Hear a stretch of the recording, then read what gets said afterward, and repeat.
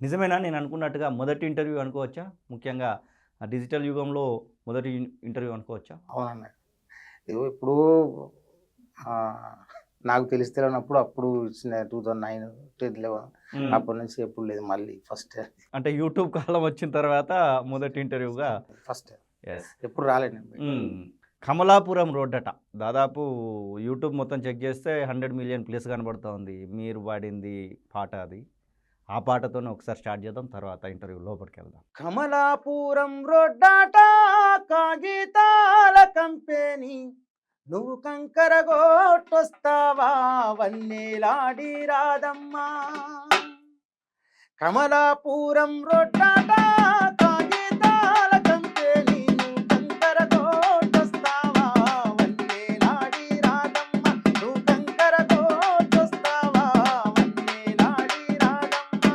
నీ పెళ్ళం సిన్నదిరో నీది మేఘశ్యామ అది దిట్టి మన్ను వస్తదిరో నా ముద్దుల రాజయ్య అది దిట్టి మన్ను వస్తదిరో నా ముద్దుల రాజయ్య. ఎడుగొట్టే రాత్రికి ఎర్రబా సొత్తాది నువ్వు పయనమై రావమ్మో నా ముద్దుల రాజమ్మ. నువ్వు పయనమై రావమ్మో నా ముద్దుల రాజమ్మ. పొలిమేరా తోవల్ల ఎన్నేరా ఎలుగుల్లా ఎట్టానేది వద్దునురో నా ముద్దుల మావయ్య నేనెట్టా తిరిగి వద్దునురో నా ముద్దుల రాజయ్య. అటుకొండ ఇటుకొండ నడుమ నల్లగొండ మన నలుగొండ పోదామే వన్నెలాడి రాదమ్మ మన నల్గొండ పోదామే వన్నెలాడి రాదమ్మ. అన్న ఈ పాటల గురించి కొద్దిసేపు ఆగి మాట్లాడదాం. ఫస్ట్ మీ పుట్టుక, మీ అమ్మ, నాన్న, మీ వ్యవస్థ, మీ ఫ్యామిలీ వీటి గురించి మాట్లాడేటువంటి ప్రయత్నం చేద్దాం. ఎక్కడ అసలు మీరు పుట్టిందెక్కడ? అమ్మ, నాన్న గురించి చెప్పాలనుకుంటే? అన్న మాది వచ్చేసి ములుగు డిస్టిక్ అన్న ఇప్పుడున్న ములుగు డిస్టిక్. ఇంతకుముందు ఎడ్నారం మండలం ఉండే ఇప్పుడు మాది కన్నయ్యగూడెం మండలం తుపాకులగూడెం అంటే ఛత్తీస్గఢ్కు బార్డర్ దగ్గరలో ఉంటుంది. అది మారుమూల ప్రాంతం. మాకు చిన్న గ్రామం సింగారం అనేటువంటి విలేజ్ మాది. అక్కడ నుంచి వచ్చినాయి. అప్పుడు అమ్మ, నాన్న గురించి. అమ్మ, నాన్న అమ్మ పేర్లు. మల్లమ్మ అమ్మ పేరు, నాన్న పేరు పాపారావు. ములుగు ఏరియా అంటే సీతక్క అడ్డా అన్నట్టు. సీతక్క మీద కూడా మీరు చాలా పాటలు పాడినట్టున్నారు. కొద్దిసేపు ఆగి మాట్లాడుకుందాం వాటి గురించి. కానీ అసలు పాటల మీద గడ్డం సంతోష్కు ఎలా అబ్బింది అంటే ఎట్లా చెప్తారు? బేసిక్ ఏదంటే మాకు ప్రకృతి నేర్పినటువంటి విద్య అన్న ఇది. ఎందుకంటే మాది అటవీ ప్రాంతము. కొంచెం అప్పుడు మా సైడ్ కొంచెం అన్నలు వ్యవస్థ నక్సల్ ప్రభావిత ప్రాంతం ఎక్కువ బాగా. ఊర్లలో వచ్చి మీటింగ్లు పెట్టడం ఇవన్నీ అవి ఇవి ఉంటుండే అన్న. అని చూస్తూ ఉండేది. అట్లనే మా నాన్న నాకు ప్లస్ పాయింట్ ఏంటంటే మా నాన్న చిన్నప్పుడు ఈ మామూలుగా రాముల వారి గుడి అవి ఉంటాయి కదా, ఆ గుడి దగ్గర భజన పాటలు భజన మామూలుగా వాళ్ళకి వచ్చిన పాటలు పల్లెటూర్లలో. అక్కడ మా సైడ్ రోడ్లు లేవు అప్పుడు. ఈ కరెంటు గిరెంటు మేము చిన్నప్పుడు అంత పెద్దగా ఏమి ఉండకపోయేది. తెల్లదాకి కచేరీ చేసుకుంటూ ఉండేది. నాన్నతో పాటుగా పోయేది, నేను వినేది. ఇక అదొకటి, ఇక ఈ ప్రభావం ఒకటి, ఇవన్నీ ఎందుకో ఈ పాట వైపు తిప్పింది. ఫస్ట్ నాకు అసలు నేను పాట పాడతా నేను సింగర్ నన్ను గుర్తించిన వ్యక్తి నా గురువు వెంకటరామ నరసయ్య అంటాడు. నేను చిన్నప్పుడు 3rd క్లాస్లో ఉన్నప్పటి నుంచి అయిన అంటే నేను ఊర్లో కూడా మా ఊరికి స్కూల్ ఉండేది కానీ సార్లు చెప్పడానికి ఉండకపోయేది. ఆయన పాపం ఎందుకు వచ్చిండో తెలియదు. బేసిక్ ఆయన గవర్నమెంట్ టీచర్ అతను. గవర్నమెంట్ టీచరు, కాకపోతే 3 స్కూళ్ళు మెయింటైన్ చేసేది, ఒకడే టీచరు. మా దగ్గర చదువు చెప్పేటోళ్ళు లేరు. ఆయన ఎందుకో ఇది ఏదో ఉన్నది అన్నట్టుగా ఆయనకి ఏమర్థమైందో తెలియదు. సో అప్పుడు ఆయన నా మ్యారేజ్ అయిందో కాలేదో నాకు అంత ఐడియా కూడా లేదు కానీ ఒక్కడే ఉండేది. ఆయనతో పాటుగానే ఉండేది నేను. ఆయనే మెయిన్ మనకు స్టార్టింగ్ ఫస్ట్. మీ జీవితంలో మొదటిసారి పాడినటువంటి పాట ఏదైనా గుర్తుందా? ఎందుకంటే ఒక 10 మంది ముందో 20 మంది ముందో స్కూల్లోనో ఎన్నో ఒక పాడాల్సినటువంటి సందర్భం వస్తుంది. అన్ని ఉద్యమ పాటలు పాడుతుండే కానీ ఇప్పుడు ఉద్యమ పాటలే ఎక్కువ పాడుతుంది. అవే ఇక అవే ఎక్కువ ఉంటుండే ఉద్యమ పాటలే. అప్పుడు అంటే ఇవి పాడాలి అనేటువంటి తెలివి కూడా మాకు లేకుండే. ఆడ మాకు ఏం తెలియదు కదా, చిన్న చిన్న టేప్ రికార్డులు అవేవో, అది ఎవరు ఇంటికానో ఒకరింటి దగ్గర ఉండేది. వాళ్ళు జర సౌండ్ ఎక్కువ పెడితే అది ఈనేది, అవి వాడేది అంతే. వీటిని హామ్ చేసుకుంటూ ఉండేది అంతే.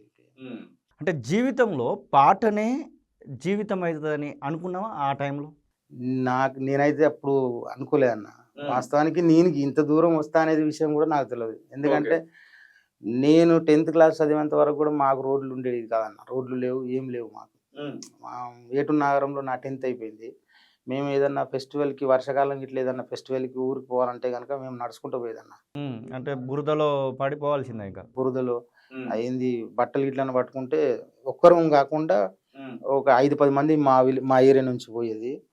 ఆ బట్టలు అన్నీ ఒక సంచిలో పెట్టుకొని మనిషికి కొద్దిసేపు మోసుకొని ప్రయాణం చేసేది. ఇక బురద అంతా అట్లనే పోయేది. ఇక నడుచుకుంటూ పోయేది. దాదాపు ఒక 22 కిలోమీటర్లు ఉంటుందన్న. ఏదైనా పండుగలు వస్తే కాలినడకే, లేకపోతే ట్రాక్టరు, ఏది దొరుకుతుంది. ఇక ట్రాక్టర్ ఎక్కువ ఉండేది. ఆ ట్రాక్టర్ కూడా ఆ రోడ్లోకి వెళ్ళిపోతుంటే దిగబడితే మళ్ళీ మేము అందులో ఎక్కిన వాళ్ళ మీద దిగి మళ్ళీ దాన్ని నెట్టుడు. ఈ మొత్తం మీద నడుచుకుంటూ పోయినట్టే. అంతే. వాగులు మొత్తం వేటునారం వాగు ఉంటుంది అన్న. అప్పుడు బ్రిడ్జ్ లేదు మేము ఉన్నప్పుడు. అయితే పొంగుతుండే. అందులోకి వెళ్ళి మెల్ల దాటుకుంటే చిన్న చిన్న పిల్లలకు పోతుండే. ఇప్పుడు ఇక ఒకసారి ప్రేక్షకులకు ఒక మాట చెప్పాలి. ఎందుకంటే తన గొంతు అందరూ వినుంటచ్చు. దాదాపుగా చూస్తున్నటువంటి అందరూ కూడా ఈ గొంతును విన్నారు. కానీ ఈ మనిషే ఈ గొంతుతో ఉన్నాడని చెప్పేసి చాలా తక్కువ మంది తెలుసు. దాదాపు తెలంగాణ రాష్ట్రంలో ఉన్నటువంటి, దాదాపు ప్రపంచంలో ఉన్నటువంటి తెలుగు ప్రజలందరికీ కూడా తెలంగాణ పులిబిడ్డ అనేటువంటి పాట అందరికి తెలుసు. కానీ ఆ పాట పాడినటువంటి వ్యక్తి గడ్డం సంతోష్ అని చాలా తక్కువ మందికి తెలుసు. నాకు తెలిసి ఆ మ్యూజిక్ డైరెక్టర్కు, ఆ రాసినటువంటి రైటర్కు, ఆ చుట్టూ ఉన్నటువంటి వాళ్ళకు నాలాంటి ఒకరిద్దరికి తప్పితే అందరికి తెలుసు అని అనుకోవట్లేదు. ఒకసారి ఆ పాట పాడిన తర్వాత ఆ పాటకు సంబంధించినటువంటి తాత్పర్యం ఏంది, అసలు ఎందుకు ఆ పాట పాడాల్సి వచ్చింది అడిగి తెలుసుకుందాం. ఒకసారి తెలంగాణ పులిబిడ్డ ఒకసారి చాలా రోజుల కిందటిది, దాదాపు రేవంత్ రెడ్డికి మొదటి బేస్ పాట అనుకోవచ్చు. ఆ తర్వాత ఒక 2 పాటలు వచ్చినప్పుడు కూడా ఈ రోజు కూడా తెలంగాణ పులిబిడ్డ అనేది ముందు వరుసలోనే ఉంటుంది. అప్పుడు 2015లో అన్నకు అదే చిన్న ఇష్యూ జరిగి జైలు వ్యవస్థ ఉండే కన్నా, అప్పుడు సడన్ గా అప్పుడు చరణ్ అర్జున్ అన్న ఉంది కదా, అన్న ఫోన్ చేసిన నాకు సడన్ గా ఫోన్ చేసి. అప్పుడు ఏంటంటే నిర్బంధం ఇదంతా ఉండే అన్న, గవర్నమెంట్ వచ్చింది, టిఆర్ఎస్ గవర్నమెంట్, ప్రభుత్వ ఉద్యోగంలో ఉన్నట్టే తెలంగాణ అప్పుడు ఎవరు వాడమన్నా కానీ ఇబ్బంది పడుతుండే. కాకపోతే మనకు మొదటి నుంచి ఇంట్రెస్ట్ కాంగ్రెస్ మీద అభిమానం కొంచెం పర్సనల్గా ఉండే. ఈసారి ఏం జరుగుతుందో చూద్దాం, పాడనేది వాడ, మనం పాట కోసం ఇంత దూరం వచ్చినాం చూద్దాం అనే ఉద్దేశంగా చరణ్ అర్జున్ అన్నలో కానీ పోయి పాడేసిన. అది ఇంతగానో వైరల్ అయింది అనే సంగతి కూడా మనకు తెలియదు. కాకపోతే ఆశ్చర్యం ఏంటంటే ఇప్పుడున్న రికార్డింగ్స్ ఏమైనా జరిగితే కనుక ఎవరన్నా రిఫరెన్స్ ఉంటాయి కన్నా, మోడల్లో ఉండాలి, అయ్యో ఈయన వాడిని చూడు ఇట్లా వాడాలని చెప్పేసి ఆ పాట నాకే పంపుతారు. నేను వాడిన సంగతి వాళ్ళకి తెలియదు. ఇగో ఇట్లా వాడాలి, ఇగో ఇట్లా ఈ సింగర్ లెక్క వాడు అని అంటే ఇది నేనేరా నాయన అని చెప్పుకోలేము, నవ్వలే చెప్తా. అది పాడింది నేనే అన్నాను. కొంతమంది చెప్తాం, కొంతమంది చెప్పలేము పరిస్థితి.